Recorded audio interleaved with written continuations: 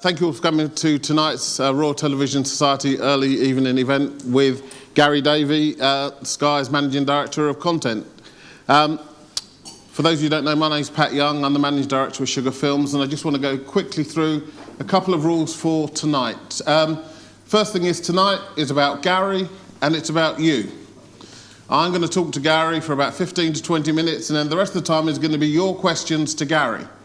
And so that brings me to the second rule, which is make sure you've got some questions, because if you don't, I will point at someone and ask them for a question, and you don't want to be that person that is left looking for a question. So it's all about engagement, it's all about your engagement, it's your opportunity to talk to Gary. And first of all, when I was first asked to step in for Steve Hewlett to host tonight's event, I mean, I knew Gary's name and I knew what his job was, but I didn't really know Gary. Now, I'm not going to say that our industry is small and parochial and inwardly facing, but the idea that you get to a job like Gary's in the content business and people don't really know who you are. I mean, we've all been to each other's weddings, funerals, bar mitzvahs. We've had the which college did you go to conversation over time. So the aim of tonight is to help everybody, including myself, get to know Gary at a deeper level of understanding. Actually on LinkedIn there are 43 Gary Davies, I found out yesterday. I couldn't work out which one was you because there's no pictures. But here's what Sky's corporate website says. Gary was appointed Managing Director Content in January 2015. In this role he has responsibility for Sky's entertainment, movie and news channels in the UK and Ireland, as well as the entire entertainment offering of Sky Deutschland, where he's been Executive Vice President since 2011. So tonight I hope we can shed some real light on who is the real Gary Davey, how does this pan-European role work, what's his vision for Sky, and his thoughts on some of the key industry issues. So, you're not from these parts originally, tell us a bit about yourself. Well, I'm Australian, married to an Italian lady. I've got two grown-up boys who live in Sydney. And I first came to Britain in the very early, well, the mid-70s first time. And then I came in late 1980s to launch Sky. So in fact, tomorrow is the 27th anniversary of the launch of Sky. Wow. And at the time I was the managing director. So it's been a big circular journey all the way back. Much more hairy then, I imagine, because you were up against the square reel, weren't you? I mean, that was the... Yeah, you mean the square dish that never existed? Dish, yeah, that never existed, yeah. So, wow, 27 years, okay. And I'm going to sort of speed date you a little to get people, get some colour, get some real sense of you. So, which is your favourite city? Sydney, Melbourne or Brisbane? Sydney. Sydney, why? Well, it's a visually beautiful place and a lot happening. It's culturally diverse and exciting. Yeah, it's sort of quintessentially Australian, but a modern city. Okay. Prefer to drink beer or wine? Beer. Prefer cats or dogs? Dogs. Prefer to watch football or rugby? Oh, now that's tricky. You could have rugby league. On TV, football, in the flesh, rugby. Okay, fair enough. Prefer to live in New York or San Francisco? New York. New York. Why? Well, whenever I'm in New York, I feel like I'm in the centre of the greed capital of the world. I mean, it's that and Hong Kong. You sense the place just runs on money. I find that really exciting, with all the contradictions that come with that. Right. I mean, it's full of contradictions. You can walk 2 blocks in New York and be appalled and enlightened in one step, you know. It's amazing. A bit like parts of London without the money. Prefer to watch Strictly or X Factor? X Factor. Prefer butter or margarine on your toast? Well, I don't eat toast, so butter probably. Prefer to fly BA or Virgin? BA. Why? Just a deeply ingrained bias, I guess. National airline and all that. Yeah. Prefer to use a Mac or a PC? Well, Mac for graphics and PC for working. Okay, and I think that will come up a couple of times in terms of your visual side. Prefer to post on Facebook or Instagram? I don't do either, actually. Do you have a Twitter account? No. Well, I do, but I don't think I've ever used it. I actually had a member of the team doing tweets for me, but I thought, you know what, that's really fake. So we stopped all that. Okay. So, your career, it involves spells in London, Germany, the USA, Hong Kong, and Italy. Yes. Tell us a bit about some of the highlights and how that led you to here.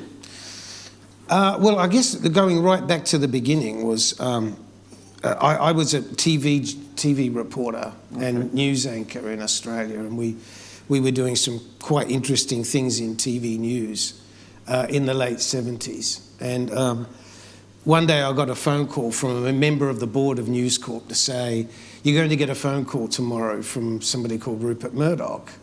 And I thought it was a joke. But sure enough, Rupert Murdoch called and said, I want you to come and work for me in New York. And I said, doing what? And he said, I don't know, we'll figure it out when you get here. We still haven't figured it out. So that was 1981. So that working with Andrew Newt, was that when he went over there? Was that before Andrew? No, it was way before Andrew. Wow. So, to cut a very long story short, in the very early 80s, I mean, my job was to try to figure out where to go in electronic media. And in those days, you know, modern media in those days was guys climbing poles and running cables. And everybody in our business in those days, all the executives had a pair of spiky boots hanging on the wall. So it was all about infrastructure. It wasn't really about content in those days. So the US was this really big, enormous market, but it was kind of locked up. There were no real entry points. I mean, that all changed later, because later we bought the Metro Media Station Group, which then grew to become the Fox Network. We bought Fox Studios, 20th Century Fox. So the whole Fox brand grew later. Right. But I got really sort of impatient in the US, and I thought that satellites opened up a really interesting opportunity in Europe. So I came to Europe in about 1984, and we bought a tiny little company called Satellite Television PLC, which had, I think, like 12 employees. And it was experimenting with an orbital test satellite transmitting 2 hours a day of content. And I just thought this was such an exciting idea, because the Treaty of Rome at the time said that no member state would ever be permitted to stop the free flow of information across borders. So you go, satellites, right? Ding! So we got into this, and then I ran a little competition amongst the staff saying, we got to give this thing a name and have a brand. And one of the staff said, why don't we call it Sky Channel? That was 1985, I think. So, and I've still got this, at home I've still got the original artwork. And ironically, it's actually not different from where we are today after all those years. So we launched this single channel satellite idea. And then I remember there was a meeting in Rupert's office. By that stage, he'd bought the Times of London, and we had this really difficult meeting at the Times, because he really didn't get the idea. He said, Gary, you've got the smallest satellite dish you've got is like 12 feet in diameter. How is this ever going to be a business? And I remember we were sitting at a table quite like this, and he said, it's never going to work until you can give me a satellite dish that big. And I remember saying to him, and bear in mind, I'm supposed to be the company's expert on satellites at the time. I said, I'm sorry, boss, it's physically impossible. But his vision was so strong. I mean, he said, look, you've got 3 component parts to this technology. You've got the set-top box, the electronics, which will evolve. You've got the in-flight segment, the satellites themselves. That technology will evolve. And of course, the design of the satellite dish itself will evolve. So the combination of those 3 evolutions will make this happen. And he was absolutely right. So by 1988, it was clear we were ready to go. So we launched it in February 1989. And look at it now. Yeah, so 27 years later, it's a very big... like riding the tiger, though, back then. Yeah, it was crazy. But do you know what? The passion for it is still there, and there's a lovely sense of DNA about the company that, as you can imagine, I can see it from a unique perspective. Yeah. So, but coming back there now, one of the things that I find deeply moving is, you listen to Jeremy or any of the other executives in the company, and whenever they're talking about the business, they always use the three key words, which is content, innovation, and service. And the three things are completely interlinked. So, they use those three words every time they talk about the company. And it's really great because that's always been the core of the business. So I think most of us understand the content piece. I think most of us understand a lot about the innovation piece. I mean, our customers now enjoy our content through 7 different consumption modalities. Barb measures 2 of them. So, the consumption model for us is completely different from traditional TV. And our focus is always on the customer. And the service piece is the biggest employer in our company. In the UK alone, we've got 7,000 people, and all they're doing is managing service to our customers. They handle 35 million phone calls a year. That's an average 100,000 phone calls a day from our customers. And I always remind my staff that our greatest privilege and our greatest responsibility is that for 27 years, millions of families have given us permission to take money from their bank account. And that's a really big responsibility, and we take it very seriously. So the content, innovation and service integration is really part of the DNA. So how does that work now that you're spending much more time with the content creators? Because I used to famously tell my people there is no BAFTA category for coming in under budget. So there you are taking money out of people's bank accounts over there, and you've got all these content creators who want to spend over here. How do you square that circle yourself? Well, I think personally I'm very lucky. I mean, we've got an executive team and a leadership team that completely get the content idea. I was trying to work out a way of explaining that. So Jeremy Darroch had his results announcement last week, and I counted. He used the word content 27 times in that presentation. And content is always the first word. It's content, innovation and service. So the company really gets the content idea. And this year we'll spend about £5 billion on content, which includes sports and entertainment. Okay. And although, I'm often asked, wow, with all of this money you're spending on Premier League, you must be cutting your budgets. Our entertainment budgets are growing at a faster rate than they ever have in the history of the business. So it's a very healthy proposition. But it isn't. I mean, I was in preparing for this. I mean, in the new deal, a football match, let's just say West Bromwich Albion versus Newcastle United, is going to cost £10 million. And as you look with your other hat on and look at the drama you could deliver for that, or the art, doesn't it raise the question with you? Oh, all the time. I mean, an important part of my job going forward is to make entertainment a primary reason to get Sky. Right. And that's a really important task we have, so that the company then can make choices. So we say maybe one day maybe we'll take less football and do more drama, do more entertainment programming. But we're on a journey, right? I mean, I'm pretty happy with where we are, but we've got a long way to go. So that means that investment in non-sport content is truly a strategic play for Sky now. Oh yeah, we're not doing it to, with all due respect, we're not doing it to keep the production community happy. It's that this is a business, and we really think through very carefully what's going to drive customer engagement. And if we get our storytelling in entertainment right, it's just as engaging as football. It's just a question of timing. It's taken us a little while to get to where we are today, and we've got a very aggressive portfolio across the UK, Germany and Italy over the next 5 years. And as a sign of maturity of this year we've got 4 wonderful UK comedies returning. And I think when you can bring a comedy back, I think that's a good sign. It means that you've developed, you're at a point of maturity in your decision making and your storytelling that is really, because as we all know, comedy's tough. And to keep it going and to bring it back is a real challenge. And we've got 5 big budget dramas that are returning this year. So drama is clearly a key point of the overall strategy. How do you look at drama in a pan-European way?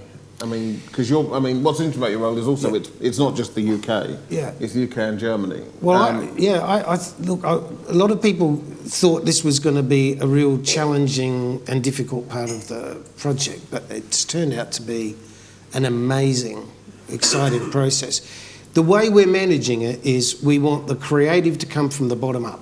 In other words, I'm not sitting around pushing ideas down to my guys and then pushing the ideas to the creative community. It's the opposite. We want to hear about great ideas. And quite frankly, I don't care whether they come from Milan or Munich or anywhere. So, and we've got a couple of really wonderful examples of that. So each of the communities are developing projects, bringing them up, and when we see a big opportunity to develop on scale, we jump on it. Great example is a project called The Young Pope. So this idea started life in Rome, and Paolo Sorrentino, who, having lived in Italy for a long time, I knew his work really well. And Paolo wanted to go into television. We just won the Oscar for La Gran Bellezza. I mean, this guy is one of the most beautiful visualizers in the world. So he came to our Italian team with this project, and they sent me the script. And they give you an idea how exciting this is, right? So I'm reading the script. Do you read all the script? Do you like to read the script or two? I love to read the script. They try to stop me. Yeah, BBC stopped me. Well, I could read them but couldn't comment. So okay, they tried to stop you. Oh no, they can't stop me commenting. All right. Okay. But the script being written by a director, you can imagine the director's notes were pretty interesting. Yeah. So my favourite scene in it is, so there's this scene where the Pope it's a young guy from San Francisco who through a series of accidents end up being the Pope. And he was brought up in an orphanage. And so this elderly lady who advises him, they're going for a walk around the Vatican Gardens. So Sorrentino's notes say, tracking shot as they walk along the veranda of the Vatican Garden, and in the background, the early morning sunlight flickers across the nuns as they pick lemons from the lemon trees. And I'm like, okay, I'll take that. The journey that project went through was, so our Italian team and then me in Germany got excited. We then got the UK team on board. By that stage, we had Jude Law and Diane Keaton signed on the cast. So Canal Plus and HBO then both came in as co-pro partners. So it's now a very big international project. And so that's how the commissioning works. It isn't one part of, it isn't the UK people can commission pan-European. You are that link that works out. We want the creative to come from the ground up, and when we identify a project that we think's got international potential, then we supercharge it. Okay. So you said Stuart Murphy was irreplaceable. Yes. And now in the UK, we often hear that creative leaders are irreplaceable and then they get replaced. But you didn't replace Stuart. No. So how do you manage the business now then? Stuart put together a really brilliant team of people in the UK. Anne Mensah and Cameron Roach on drama have just been brilliant, and they've taken on board this enormous project to lead us through the next years on drama, and Celia Taylor on unscripted, and now John Mountague on comedy. They are a really brilliant commissioning team, and so they each report direct to me, right. And Adam McDonald and Zai Bennett on the content brands. We don't talk about channels anymore. Okay, content. You call them content brands. Content brands, yeah. Well, we're now. We're diversified across, as I said, 7 different methods of consumption. So that would be what? Now TV. Well, it's linear live. It's where the customer records. Yep. then there's catch-up, there's pull VOD, push VOD, Yeah. box sets, and Now TV. Okay. So, The notion of a channel is therefore meaningless. well, It's not meaningless. It's navigational. it's piece. part of a big mix, and the measurement systems have got no chance of catching up. So, I mean, like, what's an example? So if I talk about The Last Panthers, right? The total consumption for The Last Panthers in its first week, only 20% of it was like less. It was like 16% of its consumption was live linear. Right. So the rest of it was through various consumption methods around the various technologies that we have. Because we don't care when, where, or on what device the customer consumes the content. We just want the customer engaged in the content. So I understand you still use overnights, but you've banned share. Is that correct? Yes. Why have you banned share? I've banned share.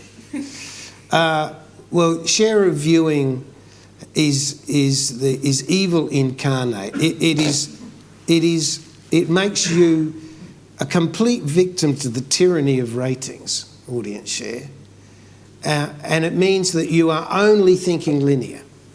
You're only thinking live TV if you look at audience share. And that makes no sense to us because we've got the total consumption, as I said, is Barb doesn't measure it and we can collate it ourselves. But not even that measures what matters most. What matters most is whether the customer is prepared to keep paying. And the moment we lose that engagement, or the moment we lose that desire to keep paying for the product, then we've got big trouble. So can you correlate total consumption and churn, or are you trying to? No, not directly. Right. No, 'cause there's a really big disconnect between perception of value and actual consumption. Now, there is a correlation in the long term. If you look at like a quarter of data, you can say, okay, our total consumption of all content is either up or down. We look at that. Yeah. And that can have an impact on churn. But we're really lucky. Our churn rate has never been better, and it's very stable. And it's because people are becoming more and more engaged in the content, and that's partly because we've put the convenience in the hands of the customer. So they choose when, where, and on what device they consume it. So, as you know, David Abraham's Channel 4, and I'm sure BBC and ITV would love to get their consumption data. Why don't you give it to them? Because it's ours. But it is their content that's being consumed. And, yeah, the PSBs do still drive a big chunk of Sky's overall viewing. Don't you think it's a bit one-sided, that part of the transaction? Well, you know, we've invested a lot of money in the infrastructure of our various devices and methodologies. They've got Barb, which is what is there to measure the economic model that drives the consumer, the advertising supported industry. We've got our business, which is about pay TV, which is a much longer term time frame. And it's all about engagement, and it's all about devices and convenience. So, and that information is really important to us. It's something that we use for insight into the behaviour of our customers. But without putting too fine a point on it, they're our customers. We spent 27 years building this thing. You have. I'm just tweaking the tail of the tiger. Can you share one nugget that you got out of set-top box information about audience behaviour, which wouldn't necessarily seem obvious to normal people like us who don't have access to that sort of stuff? We were talking about. Can I talk about the example we were talking in the car today? So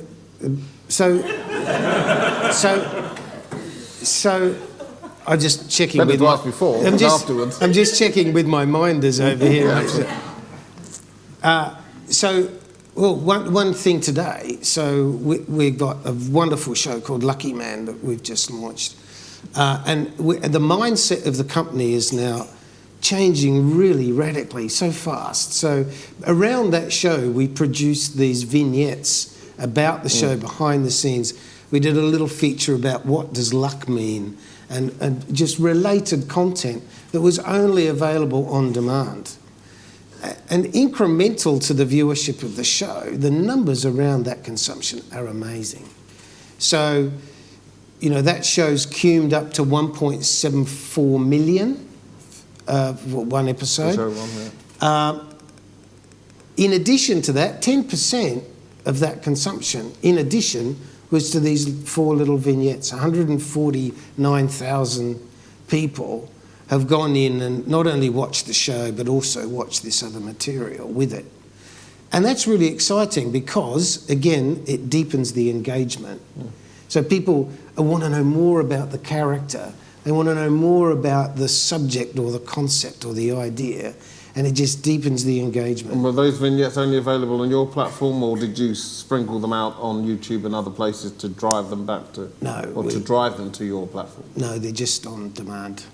But in future, you might use them as a marketing thing to maybe try and pull people to you? Yeah, we talk about special. No, we talk about this a lot. I think giving stuff away on the internet is not a really intelligent way to sell TV. It's an old-fashioned view, but that's just me. You've earned the right. Channels, and we're going to quickly just talk about channels, and I'm going to throw them to the floor. So please start getting your questions ready. Sky One. You were reported saying that only this autumn did Sky One become self-defining. Yeah. And I wondered what you meant by that. Well, you know, Sky One has always been a real challenge because, you know, it's been through so many iterations. I mean, I know quite a bit about it because I launched the thing and it was, you know, a mess. Right? I mean, it was, and it's been messy for a very long time. Yeah. Probably under-resourced, and probably too big an ambition to really populate that channel with the right content unless you've got the budget. Yeah. As you know, to fill a decent service with the right kind of content it's an expensive and difficult thing. So what we had to do is really define a profile around the idea and then find the right content to go in there. And although it's not perfect yet and it's not complete, it just something clicked this summer when we started to think about the lineup. You know, the DC Comics strip, you know, with Supergirl was like a final piece of a really delicate puzzle. And the kind of shows that you, Me and the Apocalypse was the perfect Sky One show. It was sort of a drama comedy, interesting, different, great cast. So, and almost the colour schemes of this thing sort of started to click together. So that's what I meant by self-defining. So over time, people will get a sense for what a Sky One show is. And nobody will need to ask. Everybody will say, do you know what? That feels like a Sky One idea. Okay. That's what I meant by self-defining. Okay. So Sky Atlantic, you're criticising that august broadcasting magazine, The New Statesman, for Sky Atlantic, basically the new deal you've done with Showtime, along with the deal you've done with HBO, basically taking all the good stuff away from the masses and just keeping it on your little platform. Not so little platform, but on your platform. And I guess you're going to respond and say that's the business that you're in. But I noticed when your results were announced, there was a lot of talk about free-to-air TV and even amortising some of your pay TV content in your free-to-air places. Yeah, I think a lot of people got the wrong ideas from some of those comments because we have 2 free TV channels here. They're very profitable and quite happy with them. We've got quite a more aggressive free TV strategy in Italy. Right. Where we've got 2 very big free TV channels that are doing great there. I think what people misunderstood was in free TV, we are now powering our set-top boxes, our Now TV box particularly, with a digital terrestrial tuner in it, so that it will automatically capture all of the Freeview content and make it available through the same box that you see Sky on. Right. So that, I think that's what we meant when we were capturing. Okay. Yeah. I think everybody thought Game of Thrones was going to be on Pick TV. No, I don't think so. No. Sky Arts consolidated down from 2 channels to 1. Mm-hmm. The thinking behind that, and where Sky, I mean, what are you expecting for Sky Arts going forward? I think the taking Sky Arts from 2 channels to 1 in the UK was simply a symptom of the evolution of our business into a hybrid of linear and on-demand. And there's an awful lot of content that we can do in on-demand that is really difficult to do in linear. Mm. I'm sure you've experienced that. You know, there are things that you... Very niche, but very passionate. Yeah, exactly. Yeah. So, and remember what I said earlier, we're all about deep engagement. So we're looking for little niches of high passion. Yeah. And so that arts category is perfect for that behaviour. So we actually made a really aggressive tackle on this. In January last year, I decided to completely reinvent it, and we shifted a lot of money to a new unit in Milan. We call it the Sky Arts Production Hub.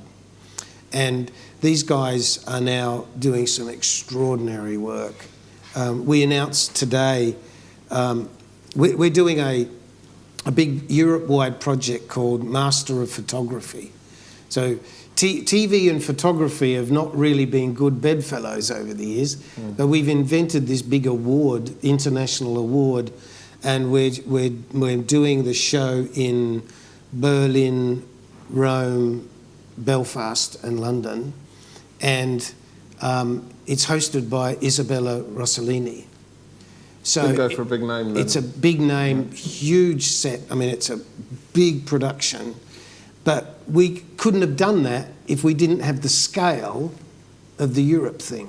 Yeah.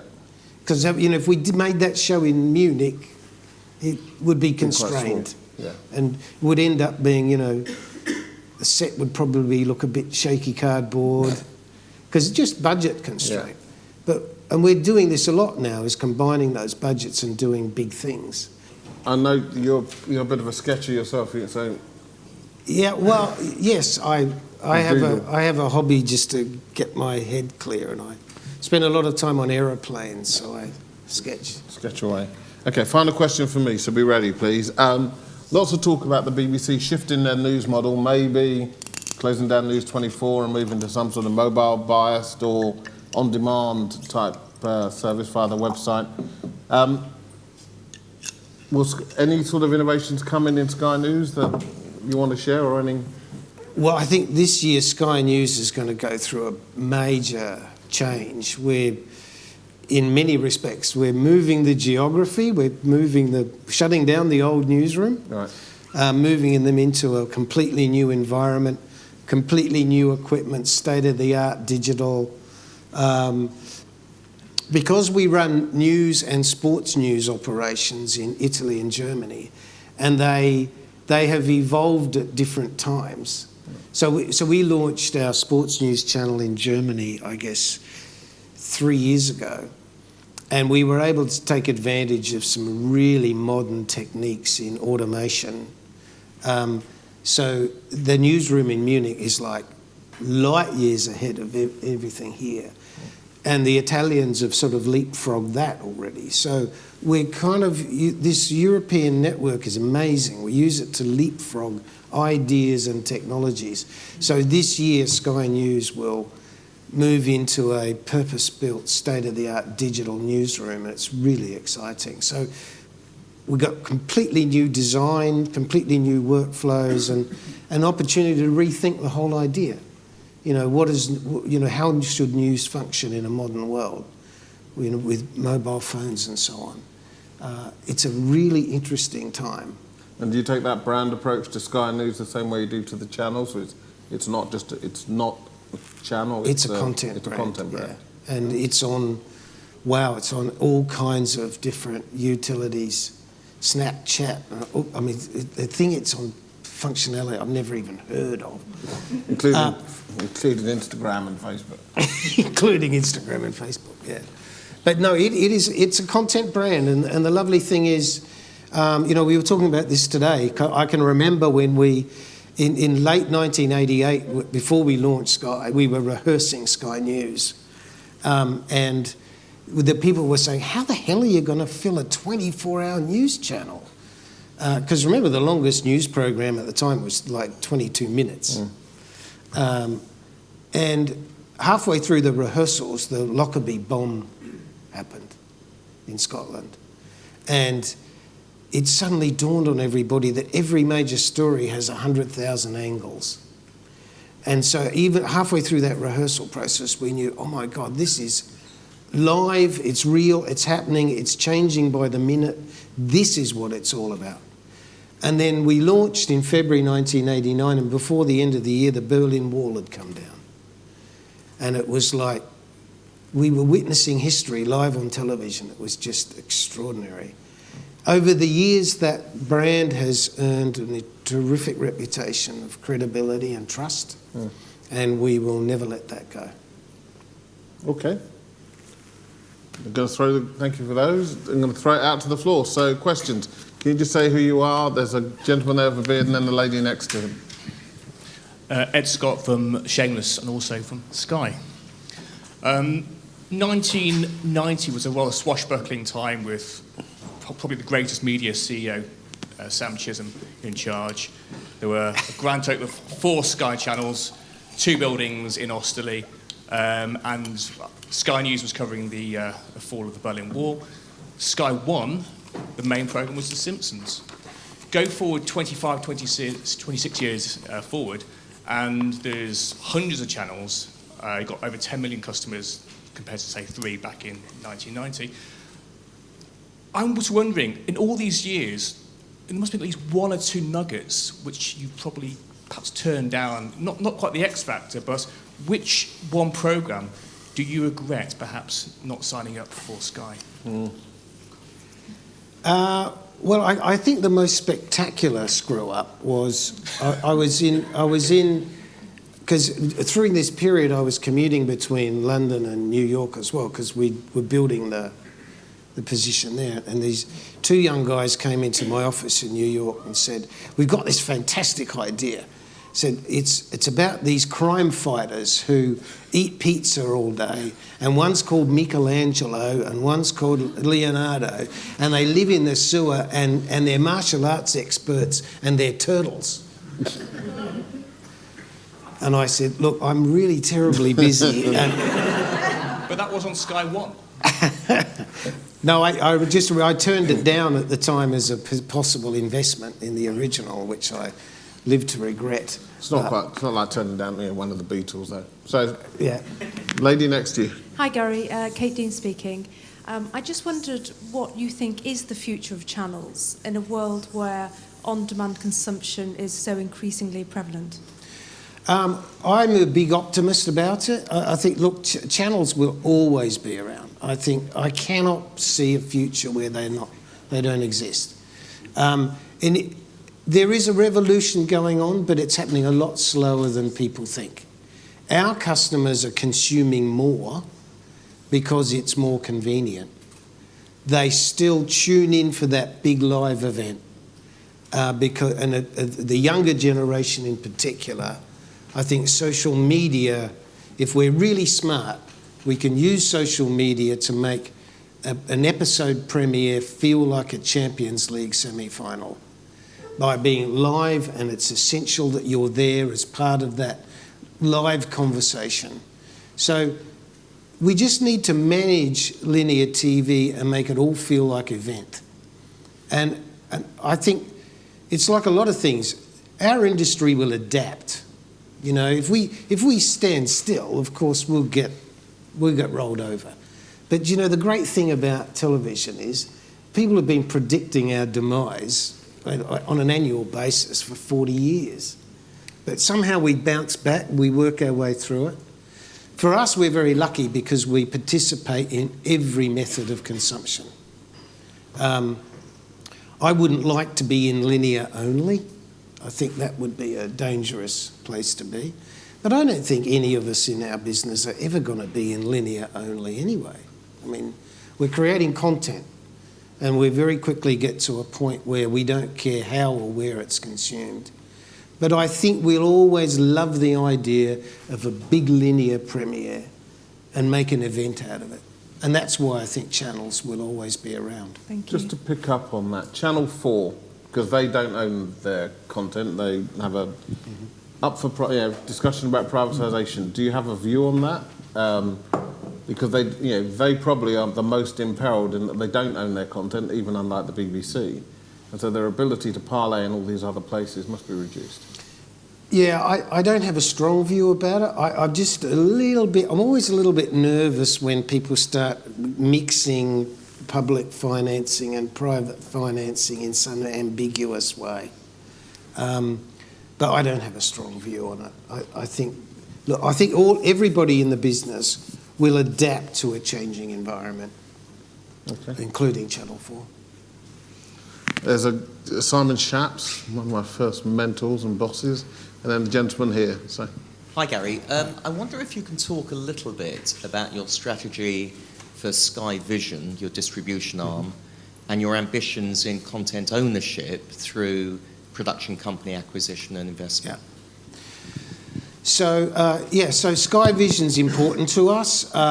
We need to have a meaningful place in the world of distribution, and by that I mean we are investing an enormous amount of money in our own original content. We need to have a structure by which we can optimise the return on that investment. So Sky Vision is there as that vehicle, and in order to reach a critical mass, we really need to have a nice balance between Sky original content to investments in distribution, because we don't fully own very many assets at all. We like to partner through investment with both production and distribution entities, so that the combination of those three things, distribution assets, production assets, through partnership and the Sky original content, is enough critical mass for Sky Vision to have a meaningful place in selling to the world. Now, from the Sky Originals point of view, we like to have the distribution rights through Sky Vision, but we will never lose a good project by insisting on it. So the core objective is the story, the content, the idea, and if that means that we lose the distribution in order to keep the idea, we'll do that. So I often say, it's probably a bit rough using this terminology, but I'll never let the tail wag the dog. So that's quite civilised. No, I thought you were going to say something much worse. Yeah. Yeah. Gary, that's kind of really that's really clear. I guess somebody might say about your investment in production companies and content that relative to your broadcast business, your distribution business, your distribution channels, I don't mean Sky Vision, but the way you distribute your content to audiences, your investment in production and content ownership is relatively subscale. And what I'm interested in is that a strategic priority for you over the next 2 to 3 years? If you want to scale up, you envisage a buying frenzy like one or two companies in the UK have engaged in, but relative to a Fremantle or a ITV Studios or some of those big players, your investment in production per se is relatively subscale. Is that going to change or is that going to remain the same? Look, I think we're going to treat that opportunistically. I mean, I don't think we have a fixed strategy that says we need to get to this critical point of volume or dollar value or whatever. There's no fixed objective there. So we'll be opportunistic. If there's an investment opportunity that we think fits the portfolio that Sky Vision is developing, then we'll do it. We're not frantically chasing acquisitions. We're going to be highly opportunistic. Meanwhile, we are investing more and more in the Sky Originals. So we wouldn't have launched Sky Vision in the first place if we weren't going to grow the Sky Originals investment. Okay. Gentleman there. One of the things that's been interesting me recently when we've had this Sky Europe thing is about the talk of synergies and things, and you could see them and you started talking to them, but you also hinted upon scale and thinking of the battle now developing between, you know, what the old world, as it were, and the new world of Netflix, Amazon, Hulu, and everything else. I was fascinated by the Showtime joining Sky Atlantic. Yes. And I wondered how much of the creation of that and the addition of that owes itself to the fact that Sky has been building real scale in Europe, and it's actually, as it were, the old world saying we are very much the now world. Yeah, so, I mean, that for me was almost the most interesting thing of the results. I think it's a really good question, and I think it's critical. So the HBO, we're just celebrating now the 5th anniversary of our HBO deal, and that partnership could not be closer. I mean, Richard Plepler's coming back here next month, and we're very close partnership. We're co-producing with HBO. We've got a lot of projects on the table with them. I had always imagined a world where we would have HBO and Showtime, because they are the two best storytellers for television in the world. And to be able to develop Sky Originals to the point where it can proudly sit alongside those two propositions, to me is like the fulfillment of a dream. And the three entities working side by side is an enormously powerful thing. And it would not have been possible without the scale of Europe. That's the key point. Sky UK could not have pulled off that deal on its own. The fact that we were able to develop a pan-European proposition for Showtime, to be the custodians of their brand. Now, one of the things that we had to earn was the right to do that, and we earned that through the way we've been the custodians of the HBO brand in our territories. We're going to do the same with Showtime and co-develop projects together. It's been a really exciting time for us, and those deals take a long time to come together. 2 years it took to get the Showtime deal done. You can see how those deals are supercharging your scripted output. Yeah. Any prospect of similar sorts of deals in the non-scripted space, or? No, look, I'm pretty happy with where we are in the non-scripted space. I think we're doing very well. I mean, the quality of what we're delivering now is very high. You know, the Scientology documentary, that was a co-production with HBO, yeah. and that's in the short list for an Oscar. You know, we're very proud of the work we're doing now with Patrick Airley in the wildlife category. And you know, the quality of that stuff is amazing. So yeah, I don't think we need the kind of international collaboration on unscripted that drama kind of dictates. I mean, the budgets that we're now hitting, to tell these stories really well, it's really tough to do it without global scale. So even on our own, by having Italy, Germany and the UK working together, we've already got enough scale to do it. And by having partners like Canal Plus and HBO and Showtime, it means that we can really take a project to a truly global level. And that, I think, today in drama, that's kind of essential. Okay. So a guy there and then a guy here. Sorry, one at the back first. Oh, it looks like I won. I got the mic. Yep. Hi, Gary. Sorry to everybody, but slightly on a similar theme. So Sky's been on quite a journey, really. Sort of back in the early days that you talked about, it really was a technology and distribution company dealing with other people's content. And you've told the story really about how over the last 5 or 6 years, there's a much greater emphasis being placed on developing Sky's own content. Yeah.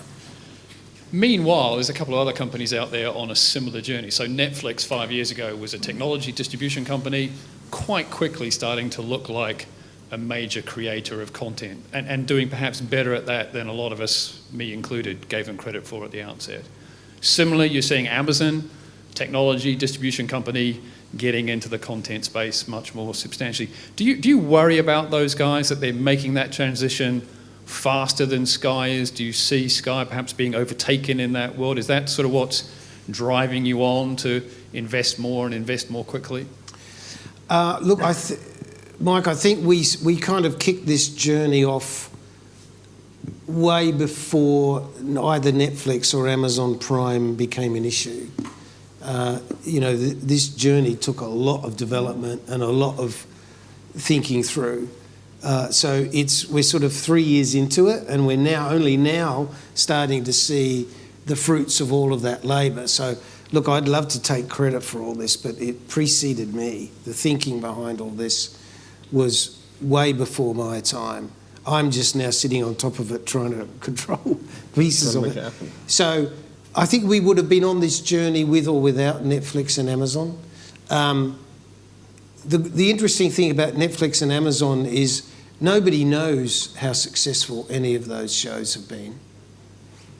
There is no data to prove whether those shows worked or not. The truth is that Netflix has been very successful in the UK, but at a time when we're growing as fast as we've ever grown, and our churn rate is at the lowest level it's been in 10 years.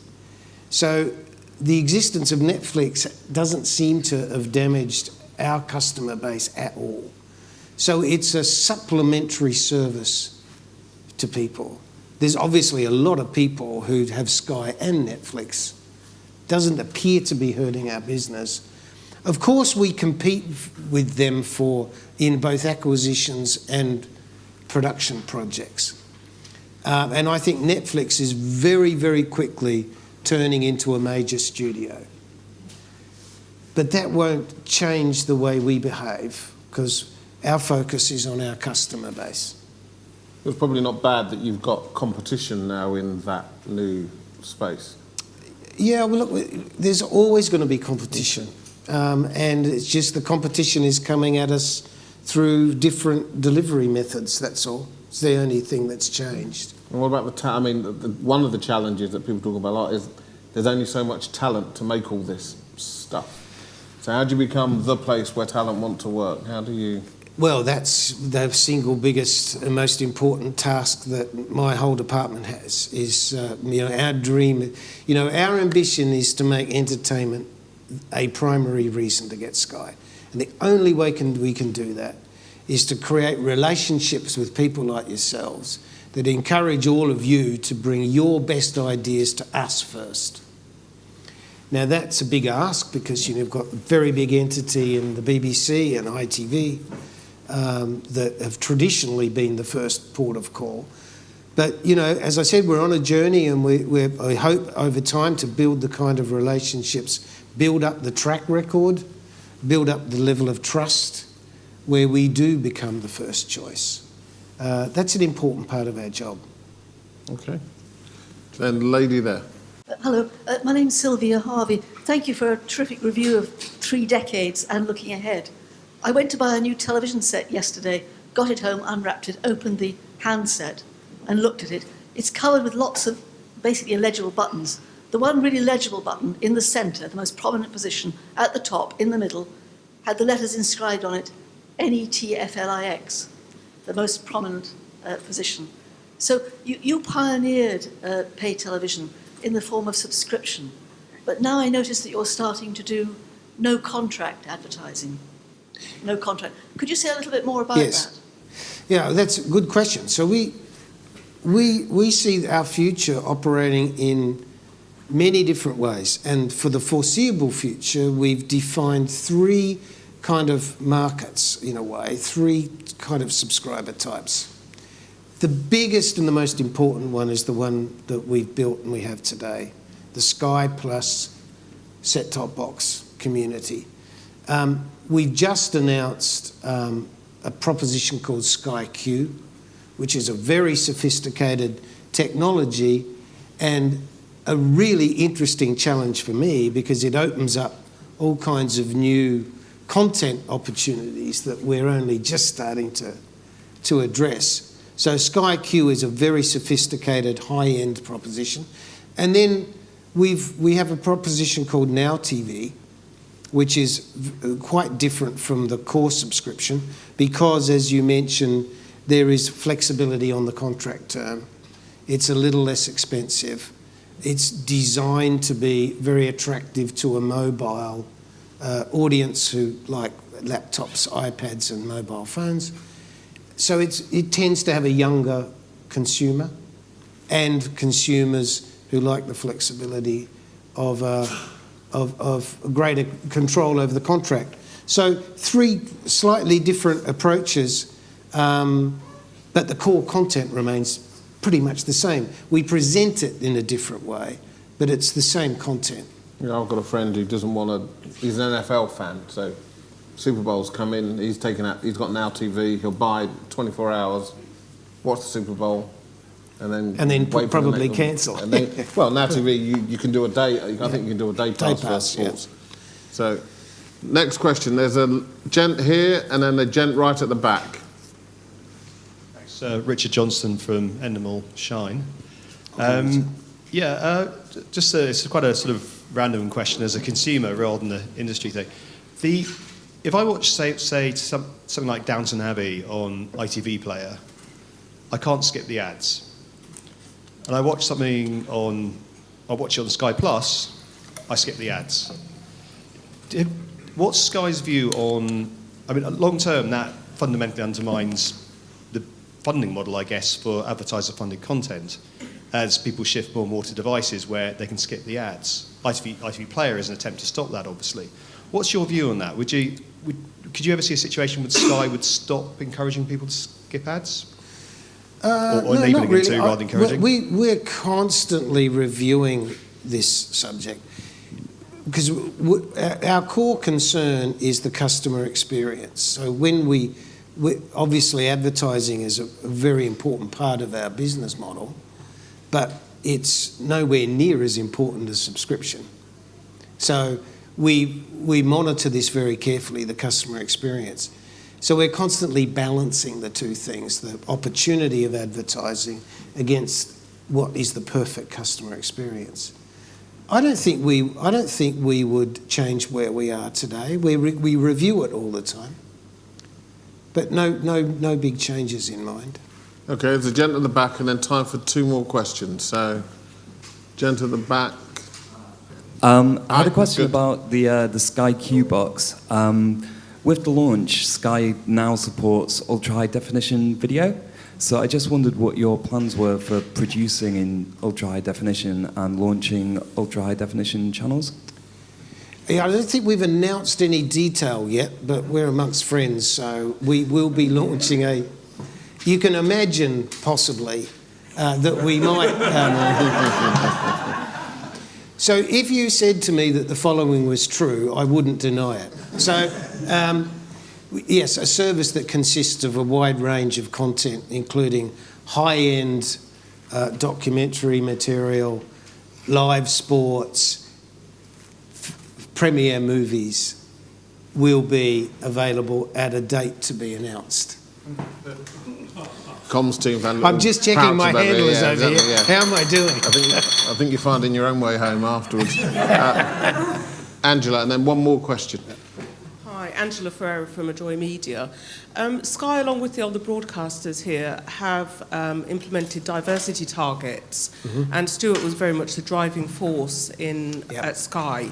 Now that he's gone and he's irreplaceable, I'm just wondering what your personal view of that is, and if you plan to continue with it, and also how you plan to integrate it, if you do plan to integrate it with your other territories, and how that will work. Yeah, we were the first to publish a numerical target, and I was aware of that before Stuart announced it, and I endorse it 100%. So we're tracking regularly now how we're going against that target. I think we're going to be publishing something soon, but we're broadly on track. I'm on the board of the CDN, and we are a very active supporter of the CDN's project to introduce a monitoring, a sophisticated sophisticated monitoring system. So we've been co-funding that process. No, we're 100% supportive of Stuart's number. and the broad principles and the CDN and the Diamond project. For instance, with your Caravaggio project, because in certain territories they're quite resistant to diversity initiatives. I mean, for instance, with Italy, when 12 Years a Slave was released there, they put up a picture of Brad Pitt as an example. So I'm just wondering whether you're planning to roll it out across your other territories. Not at this stage. We're you know, as I'm sure you all know, getting the CDN to a point where we can actually deliver measurable, tangible, not only targets, but actual measurement has been a really tough journey. It's a really complicated thing to do. So I think what we'll do is we'll review how this goes here in the UK. I think this year is going to be an interesting year because we're going to be going public with all of this. So there'll be a lot of learnings this year. I think the CDN will do a lot of review, and let's see where we are. I have no plans to set targets in Italy or Germany at this stage. I think we'll monitor what we do here first. Okay, so last question down here. Danielle. Hi, Hi. fellow Australian, so g'day. Hello. I wanted to ask you spoke about the whole idea of content, innovation and service, and I've really understood content and service, and you spoke about how many people engage. In terms of innovation, I mean, it sounds like you have a really interesting distribution platform, but as tech evolves and people watch things on 360 virtual reality, I know Pat hinted at the idea of sharing content on YouTube. I'm interested in younger audiences who, I mean, myself included, have a very short attention span. I'm interested in younger audience behaviour, short form content, and how much investment you're putting into the next generation of subscribers. Yeah, that's really interesting. So part of the SkyQ project, we have launched a really interesting thing where we're actually curating the internet in short form video. So we've done deals with 19 different CDNs to collect short form video from all over the world in this and put them into our own categories. And so for people who don't want to go onto YouTube and sort of do that sort of discovery thing, this is kind of a filter that says, click on this button on your set-top box and you can see like a pre-filtered, here's kind of the best of the fun stuff, here's the best of the funny stuff, here's the stupid cat bits. And sort of, so for the curious or the casual person who wants to discover that stuff without, you know, disappearing into YouTube. It's a really exciting project and we're learning about it every day. This whole short form video thing is relatively new to us, but we're having a lot of fun with it. And on the whole virtual reality space, we're very active there. So we've made a couple of early investments in VR companies on the technology side, and we've started production now on some really interesting virtual reality 360. So we shot something just the other day which was really interesting. We did a 360 production in one of the refugee camps in Lebanon. It's amazing. It kind of puts you there.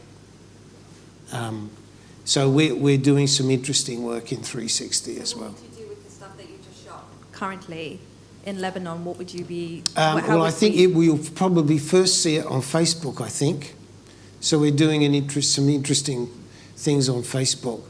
So it's like the panning treatment. So it's not the headset. I mean, we will be able to use it on headsets, but you'll probably first see this on Facebook.